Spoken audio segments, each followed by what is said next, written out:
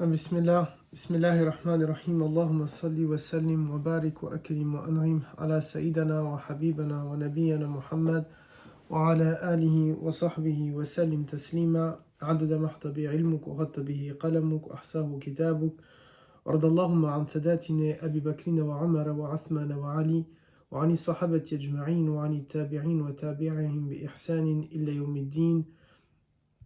Amma ba'd, salam alaikum wa rahmatullahi ta'ala wa barakatuh à toutes et tous. J'espère que vous allez toutes bien sur la page Facebook Mohammed en direct, et pour celles et ceux qui nous regardent sur YouTube en replay. Le cours d'aujourd'hui, c'est un cours d'introspection. C'est un cours d'introspection, un cours de remise en question, un cours où nous allons faire un peu le bilan de ce que nous avons vu jusqu'à présent, jusqu'à maintenant, parce que ça a été une tradition jusqu'à présent, constamment dans chacun des cours, des 40 cours précédents, de se poser la même question, de se dire est-ce que je suis en train de suivre, quand je dis est-ce que je suis, c'est-à-dire pour moi à titre personnel, mais aussi la question que chacune et chacun doit se poser normalement à titre personnel, est-ce que nous sommes en phase avec les enseignements du prophète alayhi salatu salam. Dire que nous suivons la sunna, dire que nous suivons la sira du prophète, ça doit signifier quelque chose, ça doit signifier tout simplement que je vais prendre sa vie et essayer d'appliquer les enseignements et les moralités qu'il alayhi salatu salam m'a transmis. Allah Ta'ala nous dit dans le Coran qu'il nous a donné Al-Qur'an wal hikma, le Coran et la sagesse. Le Coran, c'est assez clair, on sait toutes et tous de quoi il s'agit, mais Al-Hikma, la sagesse, parfois on peut passer à côté et se dire c'est peut-être quelque chose de particulier. Or l'imam Al-Shafi'i rahimahullah nous a expliqué que Al-Hikma, c'est tout simplement la sunna du prophète alayhi salatu salam. Apprendre la vie du prophète, on l'a répété à plusieurs reprises, apprendre la vie du prophète simplement pour l'apprendre, simplement pour la lire, ça ne ressemble pas normalement aux croyantes et aux croyants que nous sommes appelés à être. Par contre, nous devons nous intéresser à ce qu'on appelle, à ce qu'on nomme fiqh as-sira, c'est-à-dire la jurisprudence de la sira. Nous devons nous intéresser aux maqasid, aux finalités de la sira. Nous devons nous intéresser à qu'est-ce que je peux en tirer, qu'est-ce que je peux récupérer à l'intérieur de la sira qui va m'aider dans mon quotidien. Marcher sur les pas du prophète alayhi salatu salam, ce n'est pas, et on a eu l'occasion de le répéter à plusieurs reprises, ce n'est pas et ça ne doit pas se résumer qu'à une ressemblance un tant soit peu physique avec le prophète alayhi salatu salam. Ça ne doit pas ressembler qu'à une tenue vestimentaire que l'on souhaite porter pour essayer de lui ressembler. Ce n'est pas non plus simplement de répéter certaines paroles après la prière ou faire telle ou telle prière de nuit, mais ressembler au prophète alayhi salatu salam, c'est aussi une ressemblance qui n'est pas du coup que physique, qui n'est pas que matérielle, c'est aussi une ressemblance dans notre manière de penser, dans notre manière d'agir, dans notre manière de faire. Ce n'est pas enfin que lui ressembler dans sa manière de manger et de dormir, mais c'est lui ressembler dans notre comportement, dans notre moralité, dans notre relation aux non-musulmans, dans notre relation avec nos nièces, avec nos neveux, parce qu'il a été un tonton, c'est de lui ressembler dans notre manière comment nous sommes un petit-fils ou nous-mêmes un neveu ou une nièce, parce qu'il a lui-même été ainsi, comment nous sommes en tant que frères, comment nous sommes en tant que leaders, un leader, qu'il soit un leader spirituel d'ailleurs, ou bien un leader dans le monde de l'entreprise, parce que le prophète alayhi salatu salam a également été un employé et il a eu aussi la charge, peut-être the commander-in-chief, le chef suprême des armées, mais aussi le chef de l'État, et donc il avait les fonctionnaires de l'État qui étaient sous sa responsabilité. Ressembler au prophète et suivre la sunna du prophète, c'est donc s'intéresser à l'ensemble de sa vie et d'essayer de dénicher, de chercher, de trouver les endroits où il y a un enseignement pour moi que je vais pouvoir appliquer et suivre dans mon quotidien. Et le cours d'aujourd'hui, ce 41e, il est là pour cela. Il est là pour faire une petite pause, une introspection. Quel est notre rapport par rapport à la vie du prophète alayhi salatu salam. Lorsque, et c'est ce qu'on va faire maintenant, on va essayer de replonger dans l'ensemble des cours que nous avons faits et de nous remémorer les différents enseignements que l'on a pu peut-être citer ou que l'on n'a pas cités et qui est l'occasion aujourd'hui de le faire. Lorsque par exemple nous avons parlé tout au début du fait que le prophète alayhi salatu salam est arrivé dans un contexte d'idolâtrie. Ça doit nous rappeler quelque chose. Il dit, alayhi salatu salam, qu'il ne craint pas que la région qu'il va laisser, l'Arabie, va retomber à un moment donné. Il ne craint pas, il ne dit pas, c'est catégorique, elle ne retombera jamais.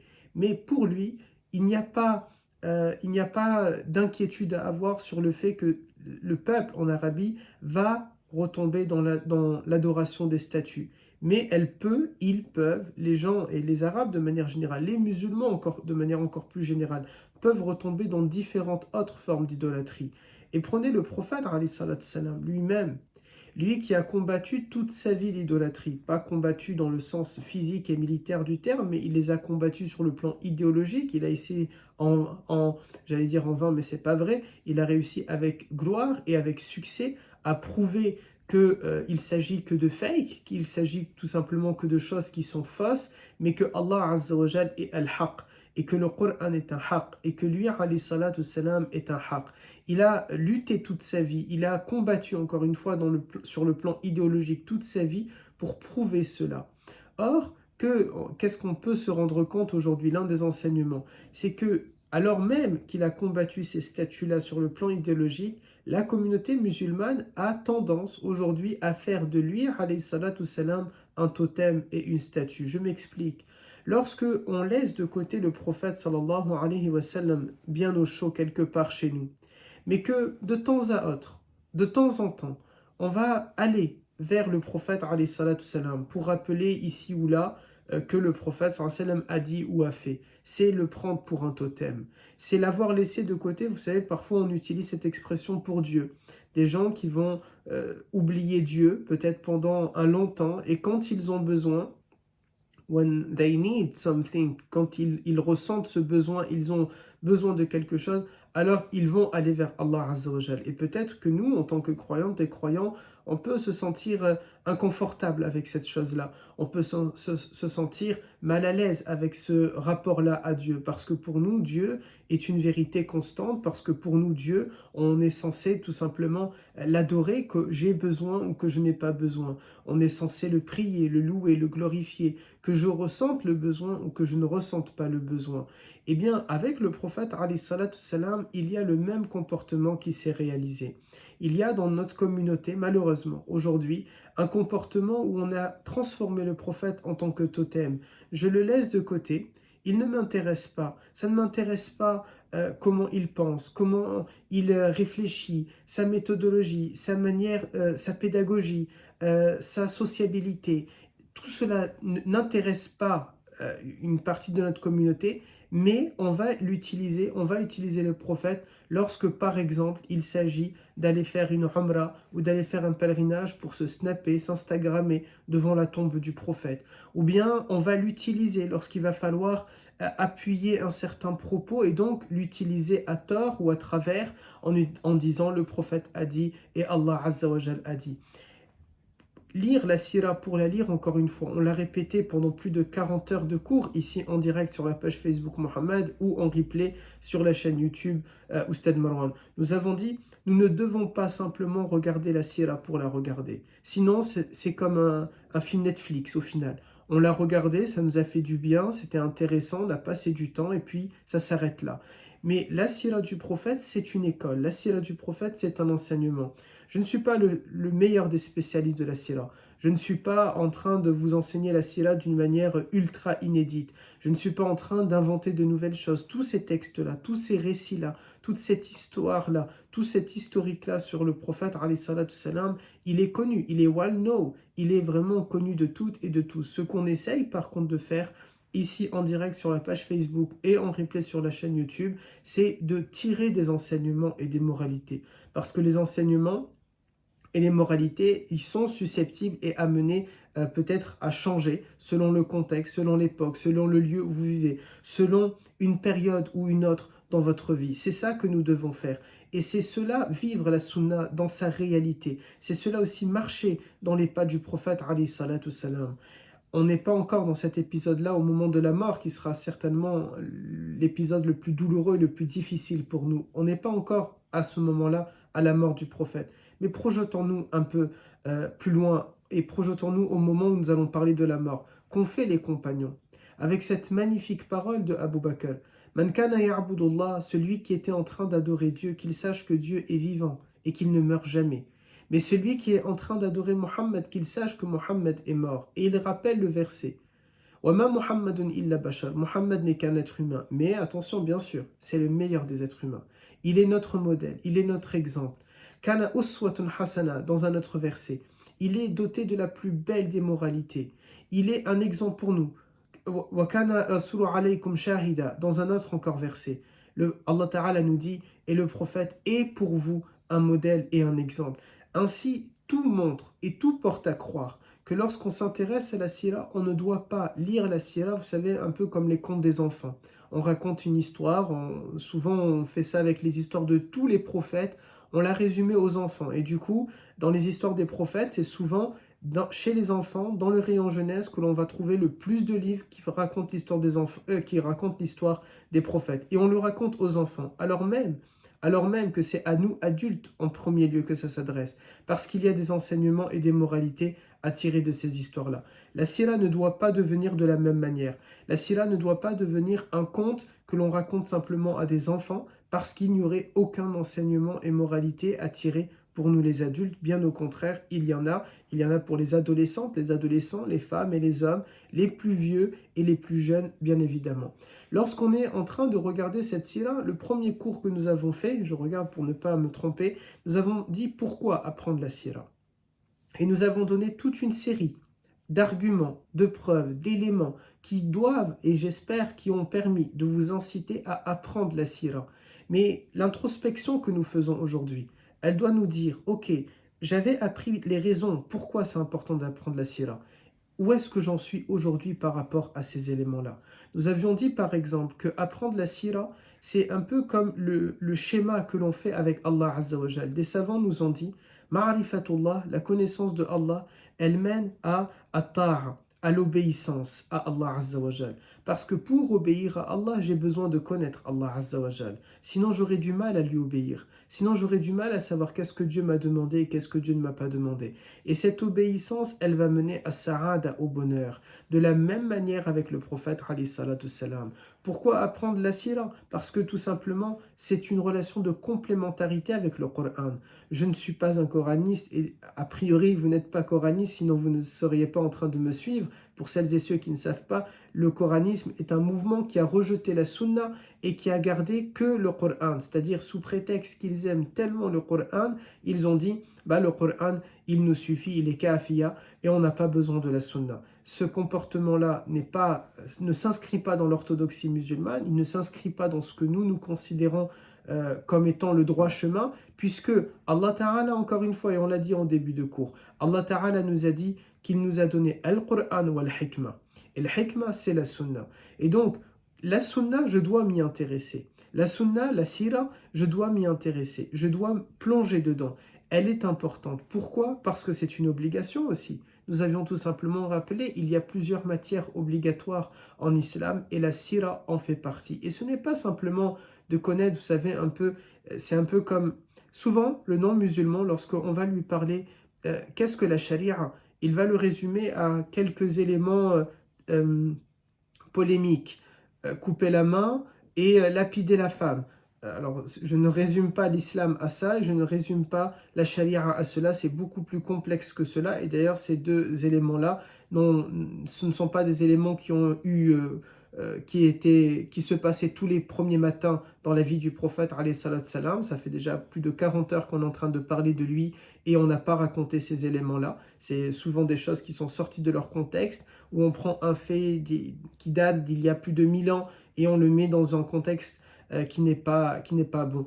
Mais de la même manière que les non-musulmans, par méconnaissance, on ne peut pas leur en vouloir, mais par méconnaissance, ils ont résumé l'islam à ces deux éléments phares, et bien de la même manière, aujourd'hui, nous pouvons peut-être, nous, en tant que musulmans, parfois avoir des musulmans qui vont résumer la vie du prophète à il avait plusieurs épouses, il s'appelle Mohammed, il a vécu à Mecca, après il est parti à Al-Madina, il a fait plusieurs batailles, et puis ça se résume à ces éléments-là. Or, le prophète, c'est quelque chose de beaucoup plus important que ça.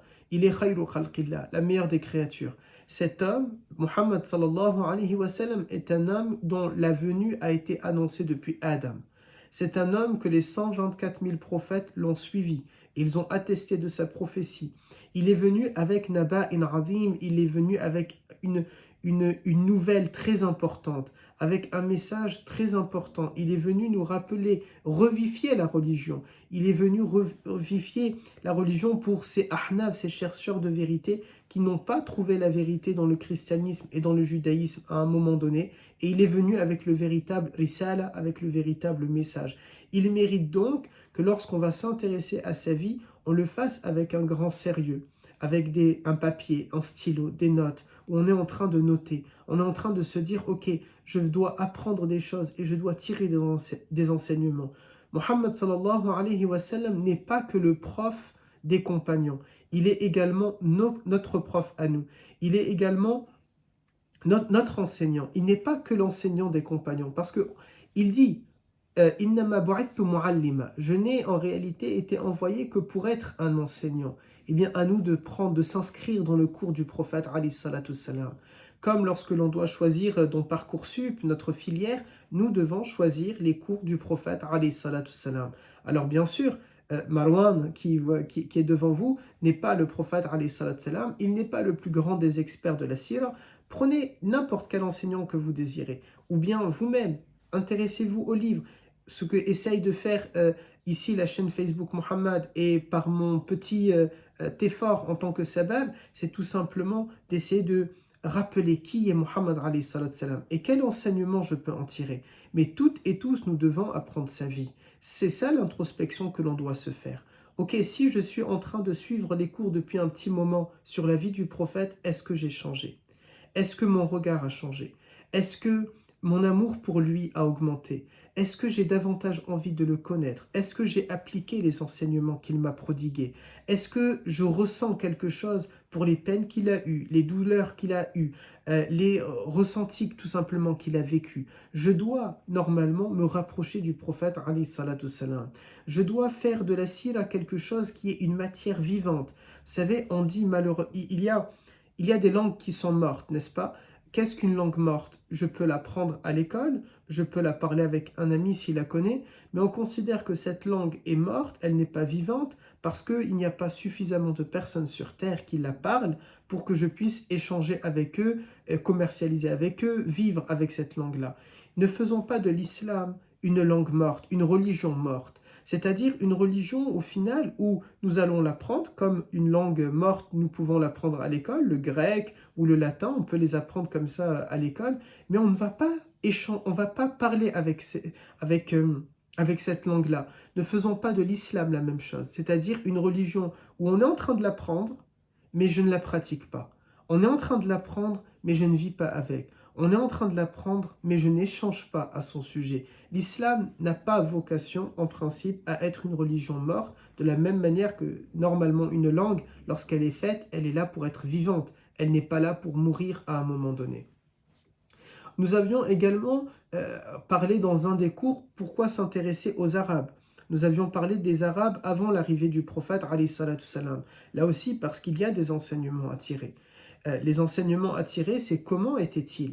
Vous savez, Allah Azza wa Jal nous enseigne dans le Coran, et j'invite toutes celles et tous ceux qui ne connaissent pas la langue arabe, qui ne sont pas arabophones, à lire le Coran dans la langue avec laquelle vous vous sentez le plus à l'aise. Le français, le sénégalais, le wolof, enfin, peu importe la langue que vous parlez, la langue que vous maîtrisez, le mandarin, le turc, le berbère, le kurde, peu importe. Et lisez le Coran dans cette langue-là. Parce que Allah Azza wa Jal s'adresse à nous. Et vous, surtout, cela me permet, même pour moi-même, lorsque je donne ensuite cours et que je vais vous dire, il y a dans le Coran telle parole. Je ne peux pas être accusé de mensonge. Et vous-même, vous allez être rassuré parce que vous serez penché dans le Coran et vous aurez it will be well known. Vous allez tout simplement savoir que c'est une vérité et qu'il y a véritablement ces textes-là à l'intérieur du Coran. Qu'est-ce que je veux dire par là? Lorsque Allah Azza wa Jal nous dit dans le Coran qu'il a donné au prophète alayhi salatu salam les exemples des peuples précédents de manière à ce que nous puissions en tirer des conclusions, des enseignements. Tout a une logique dans notre religion. Ce n'est pas juste un récit, ce n'est pas un conte de fées. L'islam n'est pas le conte de Ali Baba et les 40 voleurs, ce n'est pas l'histoire de Sherazade, ce n'est pas l'histoire de, subhanallah, je ne sais pas, Mille et une nuits, ce n'est pas Roméo et Juliette. Il y a un sens. Il s'agit, dans le Coran, il y a des biographies, il y a la vie de véritables peuples. L'histoire du peuple de Had, l'histoire du peuple de Salih, l'histoire du peuple de Hud, l'histoire du peuple de Lot, etc. Et lire ces histoires-là simplement pour dire « Ah oui, c'est vrai, il s'est passé cette chose-là à un moment donné », ça n'a pas de sens. Ça n'a ni queue ni tête, je crois, on dit dans l'expression. Eh bien, ça n'a ni queue ni tête. Par contre, lire ces événements-là, notamment l'histoire des Arabes avant l'islam, pour en tirer des enseignements, ici, ça a une logique. Quelle est la logique avec l'histoire des Arabes avant l'islam? Ils étaient un peuple qui était en train de s'entretuer, où il y avait de l'injustice, il y avait de l'oppression, il y avait de la malhonnêteté, il y avait de la misogynie, il y avait tous ces éléments-là. Si je lis maintenant la Sira, je dois me dire quoi? Le prophète a passé 23 ans de sa vie à combattre ces choses-là. Alors je n'ai pas le droit d'être injuste, je n'ai pas le droit d'être un oppresseur, je n'ai pas le droit de fermer les yeux devant, de ne pas venir en aide à l'opprimé. Je n'ai pas le droit de répandre le malheur sur terre. Je n'ai pas le droit d'apporter des soucis aux gens. Je n'ai pas le droit d'augmenter l'insécurité. Je n'ai pas le droit... Quraysh était cette société-là dans laquelle certains avaient le pouvoir et ils semaient la terreur dans leur foyer. Ils semaient la terreur dans les tribus autour. Notre communauté, en tant que communauté religieuse, n'a pas à reproduire le modèle de Quraysh. Elle n'a surtout pas vocation à reproduire ce modèle-là. C'est cela tirer un enseignement de l'histoire des Arabes avant l'arrivée de l'islam. La famille du prophète, enfin aussi. La famille du prophète, ça nous rappelle quelque chose. Et j'ai eu l'occasion de le dire ici dans tout un cours où j'ai pu parler dans mon cas particulier de ma famille. Ne jugeons pas les gens par rapport à leurs proches, ne jugeons pas les gens par rapport à leur famille. N'oublions pas, le prophète, alayhi salatu salam, à travers son histoire, on voit qu'il y a quoi? Alors que même que chez les Arabes, on dit Al-Am kam al-Ab, l'oncle paternel c'est comme un père. Et pourtant, Abu Lahab, oncle paternel du prophète, alayhi salatu salam, condamné à l'enfer par le Coran, Tabbat yada Abi Lahab bin Watab, ma aghna anhu maluhu wa ma kasab, sayasla naran dhata lahab. C'est-à-dire que Abu Lahab, alors même que techniquement parlant, Al-Am comme Al-Ab, l'oncle paternel c'est comme un père, et bien cet homme-là est condamné à l'enfer. Le propre père du prophète alayhi salatu salam n'a pas dit la shahada. Est-ce qu'il entre ou pas au paradis? C'est un autre sujet. Abu Talib par contre, qui lui, à l'inverse du père du prophète qui est mort avant l'avènement de l'islam, Abu Talib est mort tout en tout cas, en reniant le message de la ilaha illallah dans le sens qu'il ne s'est pas converti à l'islam. Regardez, pourtant il est Muhammad sallallahu alayhi wa sallam. Mais dans sa famille, il y a eu des gens qui n'ont pas embrassé la foi. Et là aussi, il y a un enseignement. Nous aussi, vous aurez des familles qui vont se heurter à votre volonté religieuse, à votre pratique. Ce n'est pas quelque chose qui arrive que dans les familles des convertis. Déjà, il faut rappeler quelque chose. Abu Bakr est un converti, Omar ibn al-Khattab est un converti, Uthman est un converti. On a tendance à l'oublier parce qu'ils ont des noms arabes. Mais ils sont tous convertis. À part quelques-uns, Abdallah, le fils de Omar, oui, il n'est pas converti. Il est né dans une famille religieuse. Aïcha radiallahu anha n'est pas convertie. Ses deux parents, Uthman et Abu Bakr, étaient déjà musulmans. Mais on a tendance à oublier que cette première génération, une grande vague d'entre eux, ont été des convertis et qu'ils avaient des conflits dans leur famille et qu'ils avaient des gens qui se sont dressés contre leur volonté et contre leurs pratiques religieuses, de la même manière que le prophète alayhi salatu salam a vécu ces éléments-là. Et lorsqu'on regarde aussi dans le Coran, Asia qui est l'une des 4 femmes du paradis, des 4 femmes principales du paradis, une des 4 maîtresses, Saïda, une des 4 maîtresses du paradis, et pourtant elle est mariée à l'ennemi public numéro 1. Elle est mariée au Al Capone de l'islam. Elle est mariée avec Pharaon. Pharaon qui est l'ennemi de Allah Azza wa Jal. Si on regarde le fils de Nuh, alayhi salam, qui n'entre pas au paradis parce qu'il ne veut pas monter dans le bateau, alors même que son père est un prophète et qu'il fait des miracles, il voit ces choses-là, mais refuse de le suivre. On peut parler de la femme de Lot, alayhi salam, qui n'a pas commis, peut-être selon certains récits, en tout cas, elle n'aurait pas commis de grands péchés, mais son péché à elle a été de fermer les yeux face à tous les sévices que pouvait commettre et toute l'injustice que pouvait commettre le peuple de Lot. Mais aussi, c'est l'histoire, par exemple, des frères de Youssouf, alayhi salam, qui vont prendre leurs frères, et pourtant ce sont les fils d'un prophète, et les frères d'un prophète, et les petits-fils d'un prophète, et qui vont prendre leurs frères et le jeter dans un puits. Toutes ces histoires-là, de la même manière que l'histoire du prophète, alayhi salam, on doit en tirer des enseignements et des moralités. Lesquels? Celles que, oui, nous pouvons avoir des familles qui sont très loin de l'islam et nous voulons être attachés à notre religion. Eh bien, oui, nous devons le faire de cette manière-là. Nous devons continuer. Nous ne devons pas nous dire « Non, c'est difficile. Non, on ne va pas me laisser tranquille. » Non, bismillah. Ne rentrons pas dans une guerre avec eux. Ne rentrons pas dans une violence avec eux. Continuons notre route, continuons notre chemin. Et ce n'est pas grave. Votre famille, c'est votre famille religieuse.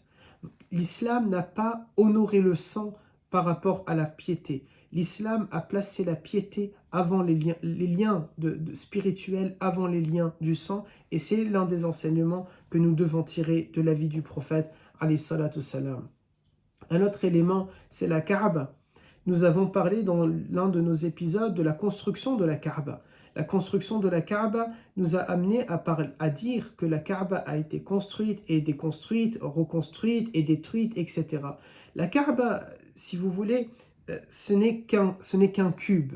La Kaaba, alors attention à ce que je vais dire, que ce ne soit pas mal interprété.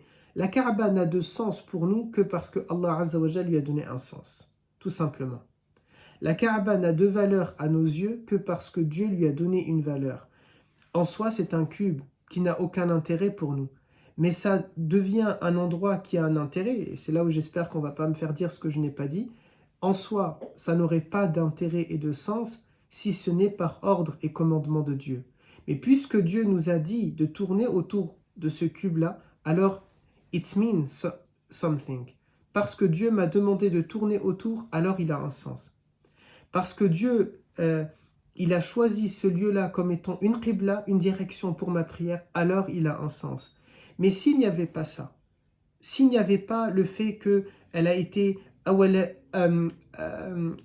pardon, en arabe j'ai oublié, Allahumma salli alayka ya sayyidi ya Rasulallah, la première maison construite pour les gens, le premier temple construit, alors il n'aurait pas de sens, il n'aurait pas de valeur pour moi. Mais puisque Dieu l'a choisi, alors il devient un sens. L'enseignement ici à retenir, c'est qu'il ne faut surtout pas tomber, parce que le chemin est très très très fin entre le fait d'adorer Allah Azza wa Jal en utilisant ce lieu qu'il a choisi, et le chemin dangereux ici, c'est de tomber dans l'adoration d'un lieu parce que c'est ce lieu-là. Je m'explique. Lorsque aujourd'hui on part à Mecca pour faire une umrah ou un pèlerinage, avec quelle idée allons-nous?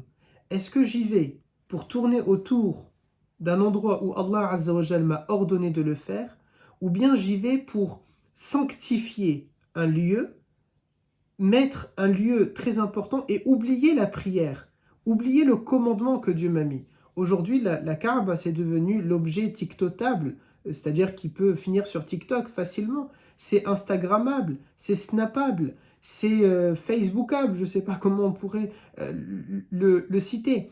Aujourd'hui, c'est un lieu dans lequel, alors même que Tawaf est considéré comme une prière, alors même que Tawaf, ça remplace les 2 rak'ahs que l'on fait à la mosquée, eh bien, en train de faire Tawaf, aujourd'hui, les gens sont en train de se filmer, en train d'exposer cela. Et ça devient finalement, ce n'est plus la prière ici qui est importante, ce n'est plus la valeur, l'essence de l'adoration qui est importante, mais c'est l'objet qui est en train d'être adoré. Muhammad sallallahu alayhi wa sallam, nous l'avons vu dans l'épisode de la construction de la Kaaba. Muhammad sallallahu alayhi wa sallam, notre bien-aimé, notre prophète, notre enseignant, notre maître, n'a pas donné une valeur à la Kaaba plus importante qu'Allah Azza wa Jal. Ce n'est qu'un outil. Un outil sacré, c'est un lieu maintenant sacré pour nous, bien sûr, je ne nie pas cela, c'est un lieu sacré où les prières valent beaucoup plus, mais justement, où les prières valent beaucoup plus. Et donc l'endroit, lorsqu'on y va, c'est pour y prier et pour rien d'autre. Et nous avions eu l'occasion d'ailleurs de dire que ce lieu-là, Allah Ta'ala le nomme d'ailleurs Bakka, parce que c'est un lieu où quand on y va, c'est pour y faire couler des larmes, c'est pour que l'on puisse pleurer. Nous avions parlé aussi du jour de la hijra du prophète. Et le jour de la hijra du prophète, là aussi, il y a des enseignements à tirer. Une hijra ne se fait pas sur un coup de tête. Une hijra, ce n'est pas juste « Oh, je n'aime plus mon pays, je n'aime pas ce qui est en train de se passer, alors je prends mes clics et mes claques et je m'en vais. » L'enseignement, c'était de se dire, le prophète alayhi salatu salam est resté pendant des années en train de subir cette injustice-là. Pendant plus de 10 ans, il reste et il subit cette injustice-là, mais il résiste parce qu'il a le véritable tawakkul vis-à-vis de Allah Azza wa Jal. Il est en train de patienter, il est en train de se dire je vais suivre ce chemin-là parce que Allah Azza wa Jal m'a envoyé dans cet endroit-là. Donc il y a une raison. Et puisqu'il y a une raison, je vais continuer, je vais rester, je vais faire. Mais lorsque enough it's enough, lorsque trop était trop, et que l'ordre de Dieu est venu, à ce moment-là, oui, il a pris ses affaires et a fait la hijra. Mais ce n'est pas juste parce que le prophète en a eu marre, ce n'est pas un abandon, ce n'était pas une déprime, ce n'était pas un pessimisme. Il a fait cette hijra-là parce que c'est un ordre de Dieu. Et nous avions dit, là aussi, il y a des enseignements et des moralités à tirer. Le fait que lors de cette hijra-là, il ne va pas laisser tout, entre guillemets, au hasard. Je dis entre guillemets parce que je n'aime pas le terme de hasard. Je ne crois pas, en tout cas en tant que... On essaye d'être spirituel et du coup le hasard me pose problème, le terme de hasard. Mais il ne laisse pas les choses comme ça. Il ne se dit pas, dans tous les cas, Allah Azza wa Jal va me protéger. Dieu m'a demandé de partir à Médine, alors je vais y aller et bismillah. Dieu va me protéger. Il prend ses précautions. Il embauche Asma et un berger et un guide et il repère l'endroit où est-ce qu'il va aller dormir et il choisit un compagnon de route et ils font des provisions pour leur voyage. C'est cela le véritable tawakkul ala Allah. Et là aussi, cette introspection que nous voulons avoir aujourd'hui lors de ce cours-là, elle doit nous pousser à ça. Où est-ce que j'en suis dans mon tawakkul ala Allah? Où est-ce que j'en suis dans ma relation à Dieu? Est-ce que, vous savez maintenant, très souvent, j'ai des élèves ici à Montpellier, par exemple, pas plus tard qu'hier, un élève qui me dit « Oustad, est-ce que vous pouvez m'envoyer la dua de Salat Istikhara ?» Oui, il n'y a pas de problème. Elle est disponible, elle est accessible et c'est assez facile et aisé de savoir comment prier Salat al-Istikhara. Mais avant de faire Salat al-Istikhara, il faudrait déjà regarder, la réponse n'est-elle pas tout simplement dans le Coran? Et cela me fait penser, vous savez, à ce peuple qui, en voulant rentrer en Palestine, vont voir, ils vont demander à leur prophète, demande à Dieu de nous descendre sur nous des oignons, des lentilles et ceci et cela. Et leur prophète qui leur dit, alayhi salam, Moussa en l'occurrence, mais descendez dans la ville en bas et vous avez tout ce que vous voulez. Pourquoi vous allez demander? Il ne vous suffit que de descendre. Vous allez descendre et vous allez obtenir tout ce que vous souhaitez. Et aujourd'hui, Salat al-Istikhara est devenu un peu cela. Je vais rester ici, ou les du'a tout simplement, elles sont devenues cela. Je reste sagement bien assis chez moi et je lève mes mains, Ya Rabbi, donne-moi, Ya Rabbi, fais-moi, Ya Rabbi, ceci. Mais c'est facile de savoir comment faire. Il suffit de se lever, de dire Bismillah, d'y aller et d'aller chercher avec le tawakkul bien sûr à Allah et en restant dans le droit chemin bien sûr et d'aller obtenir ce que l'on souhaite. Parfois la réponse, il n'y a pas besoin de salat istikhara. Attention, je ne dis pas qu'on n'a pas besoin de salat istikhara, mais c'est dans le sens que on oublie que la réponse elle est là, c'est le Coran. On oublie que la réponse elle est là, c'est la Sunna. Il nous suffit tout simplement de nous plonger dans la sira. Voilà aussi pourquoi on ne peut pas, et c'est pour ça aussi cette introspection, on ne peut pas juste s'amuser à écouter des cours, à faire des cours sur la vie du prophète alayhi salatu salam, juste pour faire des cours. Mais il me faut ce carnet, ce papier avec ce stylo, il me faut noter les choses qui me sont utiles, de manière à ce que lorsque la situation similaire qui est arrivée au prophète m'arrive, je puisse savoir quel était le plan de route, quelle était sa manière de faire, sa méthodologie. Ça, c'est quelque chose qui est important et c'est cela de faire la sunna. Et c'est cela de prendre exemple sur le prophète. Ce n'est pas simplement, encore une fois, dans sa manière de manger avec 3 doigts, de boire en 3 fois. Je ne dis pas qu'il ne faut pas le faire. Mais ressembler au prophète, ce n'est pas simplement dans un acte matériel ou dans un acte physique. C'est le mindset également. C'est notre manière de penser. Ressembler au prophète, alayhi salatu salam, c'est dans la volonté. Comment était-il dans la combativité? Combativité, qu'on ne me fasse pas aussi dire qu'est-ce que je n'ai pas dit. Ce n'est pas un appel à un combat physique, c'est combativité dans le sens être déterminé. C'est dans le sens on en veut. Le prophète n'était pas quelqu'un qui déprimait. Et d'ailleurs, Allah Azza wa Jalla nous donne un verset, Ya ayyuhalladhina amanu la taqnatu min rahmatillah, que certains ont pu traduire par ô vous les croyants, ne désespérez pas de la miséricorde de Dieu et de manière générale, n'abandonnez pas. Ne soyez pas fatalistes, ne soyez pas pessimistes, ne baissez pas les bras. Tant qu'il y a, les gens ils disent, tant qu'il y a, le dicton il me semble, si quelqu'un peut m'aider, tant qu'il y a quelque chose, il y a de l'espoir. Il y a un dicton en France qui dit quelque chose dans ce style-là. Bien, en tant que believer, en tant que croyante et croyant, tant qu'il y a Allah Azza wa Jal, il y a de l'espoir. Et alhamdulillah, il y aura toujours Allah Azza wa Jal. Alhamdulillah, Allah Ta'ala est le premier sans début, le dernier sans fin. Allah Ta'ala sera toujours là. Donc, à partir de là, il y aura toujours de l'espoir. Simplement, il nous suffit à nous de wake up, de se lever. Barakallahu fik, chère sœur, tant qu'il y a de la vie, il y a de l'espoir. Et bien, tant qu'il y a le vivant, Allah Azza wa Jal, il y a de l'espoir. Et alhamdulillah, le vivant, il ne mourra jamais et il sera toujours là. Autre élément, nous avions parlé de la deuxième révélation du prophète alayhi salatu salam. Nous avions dit que lors de la première révélation, Iqra bismi rabbika alladhi khalaq, et entre la deuxième révélation, Ya ayyuhal mudaththir, ou selon d'autres versions, un autre verset, il se serait écoulé entre 15 jours et 6 mois. Là aussi, il y a un enseignement. Parfois, quand nous faisons nos invocations, la réponse ne viendra pas de suite. Je me rappelle au lycée, un ami qui voulait se convertir à l'islam, et en parlant avec lui, je lui ai dit, alors, Tony, c'est bon, tu es prêt? Est-ce que tu ressens quelque chose que c'est bon? Il m'a dit, non, je suis très déçu. Comment ça? Pourquoi? Et il s'imaginait, il m'a dit, j'ai parlé avec Dieu toute la nuit, et j'attendais qu'un oiseau vienne et il toque comme ça à la fenêtre. Il attendait quelque chose de très miraculeux. Il est resté la nuit, Seigneur, si tu existes, alors il me faut quelque chose dans ce style-là. Vous voyez, même Muhammad sallallahu alayhi wa sallam n'a pas eu ça. Il y a eu la première révélation, et entre 15 jours et 6 mois, où on a laissé le prophète alayhi salatu salam dans cet état-là. Et il va tous les jours dans la grotte de Hira. Et tous les jours, il regarde dans le ciel pour essayer d'apercevoir Sayyidina Jibril alayhi salam. Mais il ne voit rien. Il ne voit pas. Et il patiente. Et il attend. Et il attend. Et tous les jours, il retourne dans la grotte de Hira. Et tous les jours, il y retourne. Entre 15 jours et 6 mois. Ça nous donne là aussi un enseignement. L'enseignement que on ne peut pas on n'a rien à exiger de Allah Azza wa Jal. Allah Azza wa Jal ne nous doit rien. Je dis souvent ici aux garçons, même si vous êtes dans le droit chemin, même si vous ne commettez aucun péché, même si vous faites toutes vos adorations, même si vous êtes l'être le plus magnifique et le plus grandiose et le plus je sais pas, subhan, et tous les superlatifs, Allah Azza wa Jal ne nous doit rien. Allah Ta'ala ne nous doit rien. Nous ne sommes que des simples serviteurs qui essayons tant bien que mal d'être le top du top, et si le boss, si le chef, si celui qui est au-dessus de nous, le Tout-Puissant, est satisfait de nous, alors on sera content et on aura réussi. Mais Allah Ta'ala ne nous doit rien. Eh bien, c'est un des enseignements ici à retenir. Cette attente du prophète entre 15 jours et 6 mois, elle est là pour nous rappeler cela. Lorsque l'on fait dua, lorsqu'on espère Allah Azza wa Jal, on ne doit pas croire que alors Dieu est j'ai même pas envie de le dire de cette manière-là, ce serait pas joli.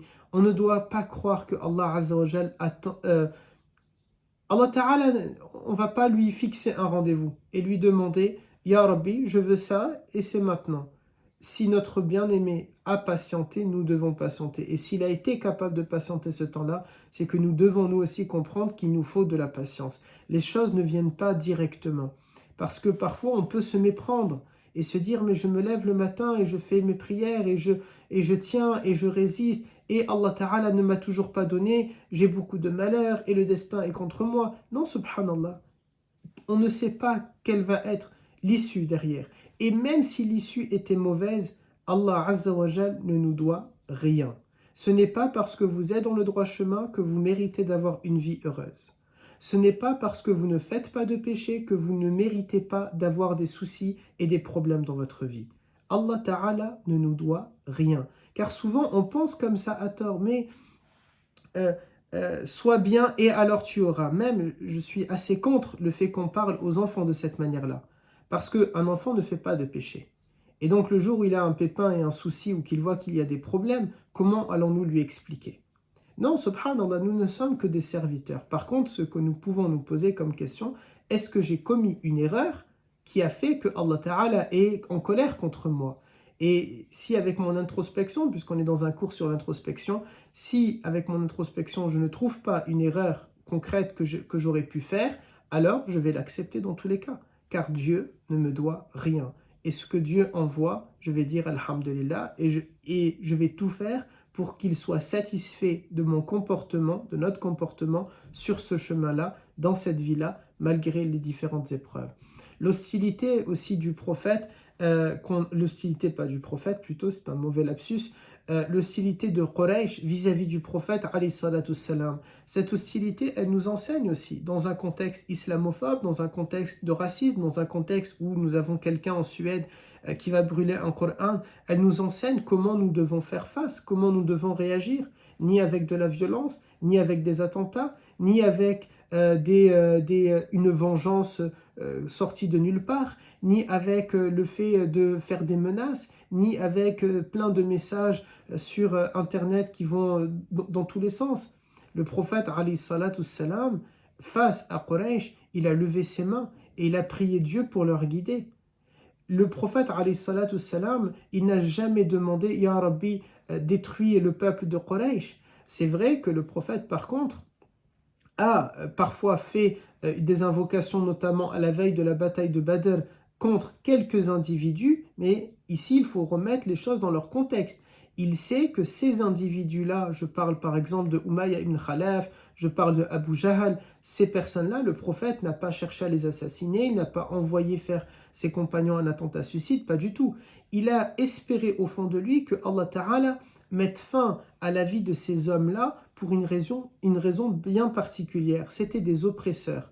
C'est comme si aujourd'hui, on ne pourrait pas, subhanallah, s'émouvoir ou être choqué que le peuple syrien fasse des du'a contre Bachar al-Assad, subhanallah, c'est assez logique. On ne pourrait pas être choqué que les Iraniennes et les Iraniens aujourd'hui en Iran sont en train d'invoquer Dieu alors qu'ils sont croyants, qu'ils sont musulmans, mais ils ne supportent pas un régime totalitaire et ils vont faire des du'a. Bon, chiites, sunnites, c'est un autre sujet. Je parle vraiment ici sur le terme général, ils sont musulmans. Qui sommes-nous, nous, pour dire « Ah non, mais c'est horrible, ils sont en train de faire des du'a contre leurs leaders ». Ici, le prophète a fait des du'a contre ces leaders-là, contre Abu Jahl, contre Umayya ibn Khalaf, ces individus-là, parce qu'ils étaient des oppresseurs, parce qu'ils étaient en train de semer la tyrannie, et c'est finalement pas une du'a pour lui, pour qu'il soit avantagé ou quoi que ce soit, qu'il vive ou qu'il meure, qu'il soit dans l'islam ou en dehors de l'islam, ça ne fait ni augmenter la valeur du prophète, ni ça la fait descendre. Ça ne rapproche pas le prophète de Dieu ou ça ne l'éloigne pas de Dieu. Ça ne rentre même pas dans l'équation. Mais il le fait pour la guider des autres, parce qu'il pense aux autres, parce qu'il a de la peine pour les autres, parce qu'ils sont ses frères, parce qu'il a grandi avec eux, parce qu'il a vécu dans cette société-là, parce que c'est un Mécois, parce que c'est un Qurayshite. Il connaît le terrain, il sait qu'est-ce qui se passe. Et voilà pourquoi il a fait ces invocations-là. La relation, l'hostilité de Quraysh avec le prophète et la relation entre le prophète et Quraysh, ça nous enseigne cela, comment vivre dans un contexte qui est difficile pour nous musulmans. Et vraiment, alhamdulillah, pour nous, je ne pense pas que c'est quelque chose où on a vraiment beaucoup d'enseignements à tirer. Par contre, si nous étions des musulmans Rohingyas, il y aurait des enseignements à tirer. Les musulmans en Palestine, il y a des enseignements à tirer. Les musulmans aujourd'hui en Libye, au Yémen, en Syrie, en Irak, en Afghanistan, ils ont là des enseignements à tirer. Ils peuvent s'accrocher à quelque chose, se raccrocher à quelque chose qui est mon prophète sallallahu alayhi wa sallam a vécu dans la même galère que dans laquelle je suis actuellement et dans laquelle je suis. Il y a eu aussi des épisodes sur la da'wa secrète et publique. Dans ces différents moments-là, nous avons aussi tiré des enseignements. La da'wa secrète étant cette période où le prophète alayhi salatu salam et les compagnons vont se retrouver dans Dal al-Arqam secrètement pendant 3 ans. Et ce qu'il y a à retenir, c'est que même s'ils étaient peu, même si c'était en cachette, même si c'était difficile, c'est Dal al-Arqam qui a formé les meilleurs hommes. Tous les compagnons sont les meilleurs, bien sûr. compagnonnes et compagnons bien sûr. Ils sont tous les meilleurs hommes et femmes que la terre ait portés. Mais Dal al-Arqam, ces 3 ans, a la particularité d'avoir formé l'élite de la communauté musulmane, l'élite chez les compagnons. Abu Bakr, Uthman, Ali, et Omar bien sûr.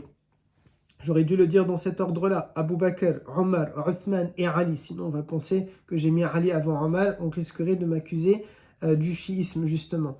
Abu Bakr, Omar, Uthman et Ali, dans cet ordre-là. Mais pas que eux. Beaucoup de compagnonnes et de compagnons ont été formés à Dal al-Arqam. Là aussi, l'enseignement, quel que soit notre nombre, nous pouvons réaliser de grandes choses. Quel que soit notre nombre, nous devons être déterminés, nous pouvons faire face. Mais Dal al-Arqam, c'était aussi quoi?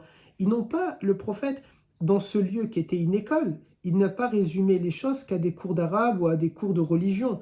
Dal al-Arqam, c'était des soirées. Dal al-Arqam, c'était des pleurs et des rires. Dal al-Arqam, c'était des moments de convivialité. Dal al-Arqam, c'était des endroits où les compagnons disaient au prophète qu'ils l'aimaient, où le prophète les recevait. C'était l'endroit où le prophète alayhi salam, les a éduqués. C'est l'endroit où ils se sont réformés. C'est l'endroit où ils ont fait leur introspection notamment. C'est l'endroit où ils ont aspiré, où ils ont rêvé. C'est l'endroit où des rêves sont nés. C'est l'endroit où des espoirs sont nés. C'est l'endroit où ils ont aussi préparé des stratégies. Comment faire face à cette injustice, comment faire face à cette oppression. Nous aussi, nous devons avoir des Dal al-Arqam. Nous aussi, nous devons transformer nos lieux de vie en étant des Dal al-Arqam, que ce soit une maison, une mosquée, peu importe. Mais nous devons le faire, quel que soit notre nombre. Ne vous méprenez pas, quel que soit notre nombre. Dal al-Arqam, ce n'est pas plus de 40 personnes. Et pourtant, le prophète a bâti l'islam avec ces 40 personnes-là. Il a formé les meilleurs hommes et les meilleures femmes avec ces 40 personnes-là. Et donc, ça aussi, c'est un enseignement à retenir et à tirer. Il y a eu aussi le boycott. Le boycott, c'est 3 ans de boycott dans lesquels nous avons parlé. L'issue a été quoi? Le décès de Abu Talib, le décès de Saïda Khadija radiyallahu anha, notre mère. Le boycott était quelque chose de pénible. On ne va pas revenir sur tout l'épisode du boycott parce qu'il est disponible sur la page Facebook Mohammed ou bien sur ma chaîne YouTube Oustad Marwan. Mais le boycott, c'était quelque chose vraiment de terrible et de très très difficile. Quel enseignement il y a à tenir ici? Que nous aussi, nous devons nous poser dans cette introspection la question suivante. Qu'est-ce que nous sommes prêts à perdre? Qu'est-ce que nous sommes prêts à risquer pour nos idéaux? Alors attention, je n'appelle à aucune violence et à rien du tout de tout ça. Mais je suis français et en bon chauvin que je suis, nous sommes dans un pays, déjà le pays de Descartes, je pense donc je suis, c'est ici, mais c'est aussi le pays des frères Lumière, c'est aussi le pays de la pensée, de la réflexion, un pays de résistants. Et c'est dans ce sens-là, qu'est-ce que nous sommes prêts à perdre pour nos idéaux, pour nos valeurs? Par exemple, lutter contre l'injustice. Pour lutter contre l'injustice, nous sommes prêts à quoi? Eh bien, parfois, il faut savoir se faire du mal. Je parle bien sûr sur le plan idéologique, je parle bien sûr sur le plan des valeurs. Qu'est-ce que nous sommes prêts à perdre sur le plan pour défendre un idéal, pour défendre un projet, pour défendre une valeur? C'est une question que nous devons nous poser. Une partie de Quraysh qui n'était pas musulmane, les Banu Hashim n'étaient pas tous des musulmans. Ils ont été prêts, et à leur tête Abu Talib, il a été prêt à risquer sa vie, à risquer son commerce, à risquer son patrimoine, à risquer sa richesse, ses biens immobiliers, à tout risquer, ses relations sociales, ses amitiés, une partie de sa famille, pour rester aux côtés de Mohammed alayhi salatu salam dans ce boycott-là. Et beaucoup de non-musulmans ont subi le boycott à ses côtés, quelle que soit leur foi, quelle que soit leur religion. Bien sûr, une grande partie était musulmane, mais une autre partie n'était pas musulmane et elle est restée par solidarité, parce qu'ils avaient des principes, parce qu'ils avaient des valeurs. Et c'est ça la question que nous devons nous poser. Normalement, en bon chauvin que je suis, et j'espère que toutes et tous vous serez comme moi si vous vivez ici en France, en bon chauvin que nous sommes, nous allons aimer notre patrie. Jamais nous ne pourrons accepter qu'une puissance étrangère ne vienne et ne détruise cette terre-là. Comme aujourd'hui on peut le voir sur différents théâtres d'opération dans le monde où vous avez des résistants qui veulent défendre la démocratie aux États-Unis, par exemple, lorsque Trump ne veut pas lâcher le pouvoir, défendre leur démocratie au Brésil, lorsque Lula plutôt veut reprendre la présidence et que Bolsonaro ne veut pas. C'est ainsi qu'est-ce que nous sommes prêts à faire pour défendre un idéal et des valeurs et des principes dans le cadre de la loi, bien sûr. S'il vous plaît, ne me faites pas dire ce que je n'ai pas dit. Enfin aussi, c'est le cas des musulmans en Abyssinie, là aussi avec des enseignements qui sont dans le même contexte que le point que je viens de finir, avec lequel je viens de finir. Les musulmans en Abyssinie nous enseignent quelque chose. Comment vivre dans un territoire où les musulmans ne sont pas majoritaires.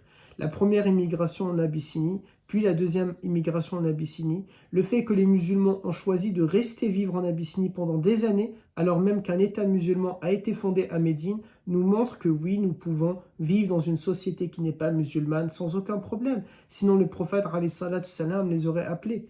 Et vous et moi, nous parlons dans une langue qui n'est pas la langue du prophète.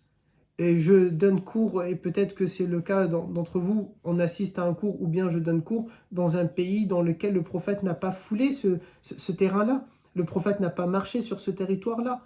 Ce n'est pas une terre où les musulmans sont majoritaires, et ce n'est pas une terre, a priori, où les musulmans ont vocation à devenir majoritaires. Et pourtant, nous avons le droit d'y vivre, et pourtant Allah Ta'ala nous a choisi cette terre-là pour y vivre. C'est pour une raison bien particulière. Il y a bien une raison à l'intérieur. Mais ça nous montre que nous pouvons vivre dans ce territoire-là parce que les musulmans ont vécu en Abyssinie. Et il y a là aussi dans le fiqh sira, dans la jurisprudence de la sira, des enseignements à tirer. Encore une fois, tout au long de ces un peu plus de 40 heures que nous avons passées ensemble, j'ai répété à chaque épisode, nous devons lire la sira, apprendre la sira, en tirant des enseignements et des moralités. C'est quelque chose d'extrêmement important. Sinon, c'est passer à côté de l'essentiel. C'est comme si on ne donne pas assez d'importance et de valeur au prophète alayhi salatu salam. Il est un sujet de philosophie à lui tout seul. Il est un mémoire à lui tout seul. Il est une encyclopédie à lui tout seul. Il est un objet d'étude à lui tout seul. Il est un objet de recherche à lui tout seul. Il mérite que nous nous posons et que nous nous disons « Ok, qu'est-ce qu'il a voulu me dire? Qu'est-ce qu'il a voulu m'enseigner ? Qu'est-ce que je peux en tirer comme enseignement? Comment je peux lui ressembler? Pas que dans le sens physique, mais dans la pensée, dans la mentalité, dans le comportement, dans les valeurs, dans la tendresse, dans la douceur. On oublie parfois de penser. Il est par exemple, nous avons fait un épisode sur Am al-Huzn, il a nommé une année entière comme étant l'année de la tristesse, la 11e année de la révélation. Parce que oui, il a un cœur. Muhammad sallallahu alayhi wa sallam a un cœur derrière sa poitrine. Il a des sentiments. Il a pleuré la mort de son oncle. Et son oncle n'était pas musulman. Il a pleuré le décès de Khadija. Il a pleuré le décès de sa fille. Il a pleuré même le décès de Ibrahim que nous verrons dans les prochains épisodes, bi'idnillah. Le prophète sallallahu alayhi wa sallam a des sentiments. Il a été peiné lorsque Taïf lui a tourné le dos. Il a dit, c'est le jour le plus difficile de ma vie. Il a été content lorsqu'il s'est marié avec Saïda Aïcha. Il a eu des sentiments pour Zaynab bint Khuzaïma, pour Zaynab bin Jahsh et pour d'autres. Il a eu de la peine pour Saouda par exemple. Le prophète sallallahu alayhi wa sallam est un être vivant. Il est un être humain. Et parfois on a l'impression, ce n'est pas un robot, ce n'est pas une intelligence artificielle, ce n'est pas quelqu'un qui n'a pas de sentiments qui est arrivé, ce n'est pas un ange.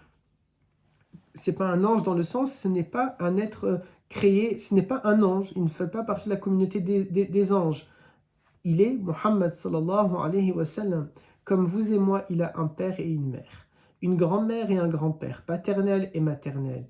Il a des relatives, il a de la famille, il a eu des demi-frères et des demi-sœurs, il a eu des enfants, il a eu des épouses. Le prophète sallallahu alayhi wa sallam vous ressemble et me ressemble. Mais la différence, c'est qu'il est le meilleur des hommes. Et que c'est impossible de lui arriver même pas à la cheville. C'est impossible de lui ressembler. Et pourtant, il nous donne le défi. Faites tout comme moi. Ressemblez-moi. Marchez sur mes pas. Marchez dans ma tradition. Je vous ai laissé 2 choses après moi, dit-il avant de décéder, avant de mourir. Le Coran et ma sunna. Le Coran et ma sunna. Nous devons marcher dans les pas du prophète alayhi salam.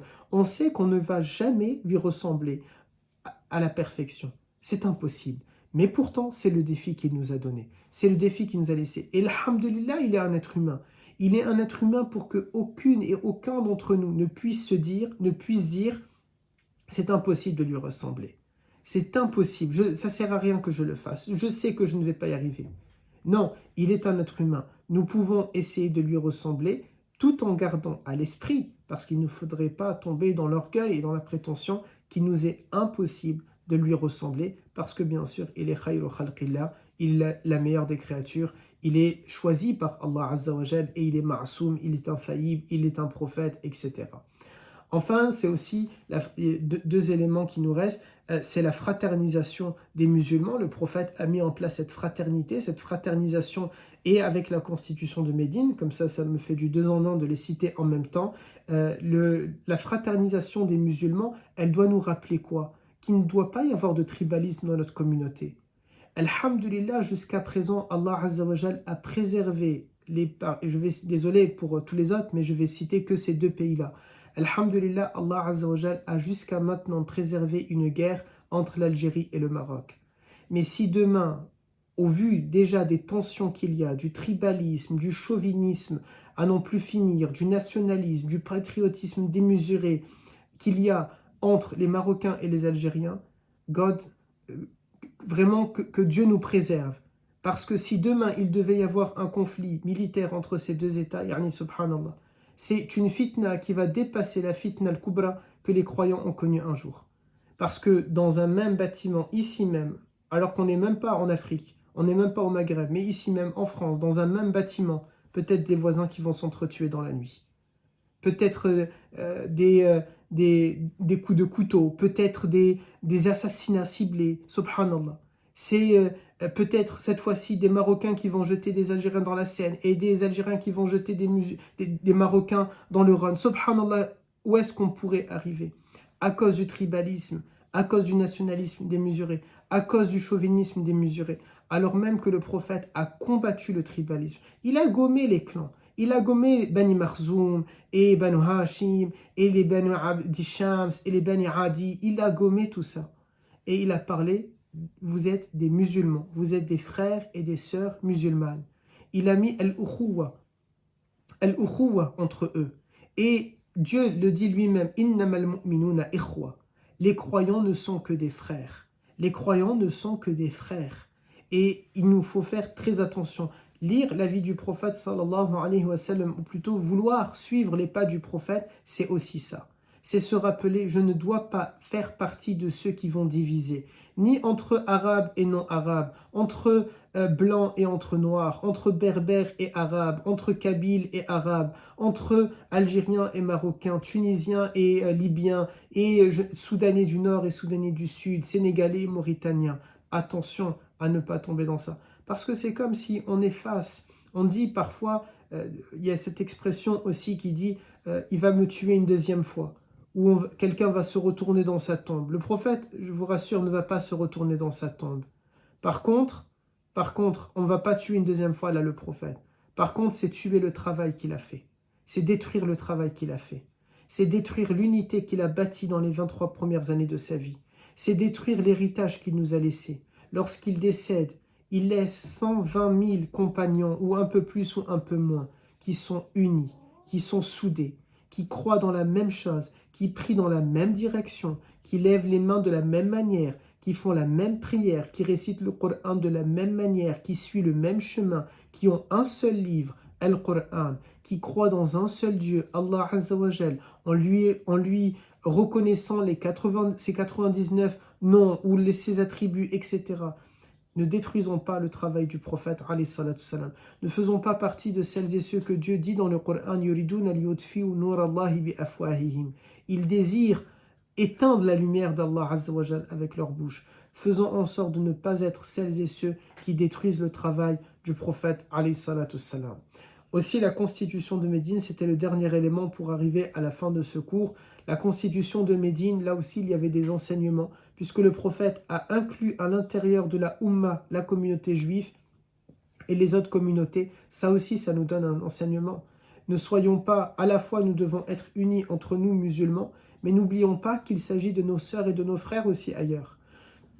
S'ils ne sont pas nos sœurs et nos frères dans la religion, ils sont nos sœurs et nos frères en humanité. L'islam n'est pas antisémite. L'islam n'est pas raciste. L'islam n'a rien à voir avec la supériorité de race. Ce n'est pas l'islam qui a inventé le Troisième Reich. Ce n'est pas l'islam qui a inventé... Mussolini n'était pas musulman. Franco n'était pas musulman. Hitler n'était pas musulman. Mao n'était pas musulman. Maintenant, c'est à nous de faire en sorte que l'islam ou que dans notre communauté, il ne va pas y avoir, parce que bien sûr, on n'est pas blanc comme neige. L'islam est blanc comme neige, alhamdulillah. L'islam est pur, alhamdulillah. Malheureusement, nous, notre communauté, nous ne le sommes pas. Il y a des criminels chez nous. Il y a des voleurs chez nous. Il y a des violeurs chez nous. Il y a des terroristes chez nous. Il y a des assassins chez nous. Il y a des multirécidivistes chez nous. Il y a des délinquants chez nous. Oui, il y a de tout ça. Mais nous devons rappeler que l'islam n'a rien à voir avec ces choses-là. Et c'est cela aussi marcher sur les pas du prophète, alayhi salatu salam. De manière, on dit rendre à César ce qui appartient à César. Apprendre la sira, c'est rendre au prophète, alayhi salatu salam, ce qui appartient au prophète. De manière à maîtriser ces sujets-là et pouvoir dire aux différentes personnes qui nous fréquentent, j'essaye tant bien que mal d'être ce modèle-là, cet exemple-là. Je ne suis pas le prophète, je ne suis pas l'être le plus parfait, mais j'essaye de vous montrer à ma petite échelle ce qu'est l'islam et ce que sont les musulmans. Voilà pour ce cours sur l'introspection des différents cours que nous avons eus jusqu'à maintenant. Et la semaine prochaine, bi'idhnillah, nous pourrons reprendre le fil de notre cours. J'espère que ce cours vous aura été profitable, qu'il vous a permis de vous rapprocher un peu plus du prophète, de vous dire davantage, je dois réfléchir à quel niveau je me trouve par rapport au prophète, alayhi salatu salam, bi'idhnillah, barakallahu fikum, subhanakallahumma wa bihamdik, nashhadu an la ilaha illa ant, nastaghfiruka wa natubu ilayk, subhana rabbika rabbil izzati amma yasifun, wassalamun ala al-mursalin, walhamdulillahi rabbil alamin, barakallahu fikum.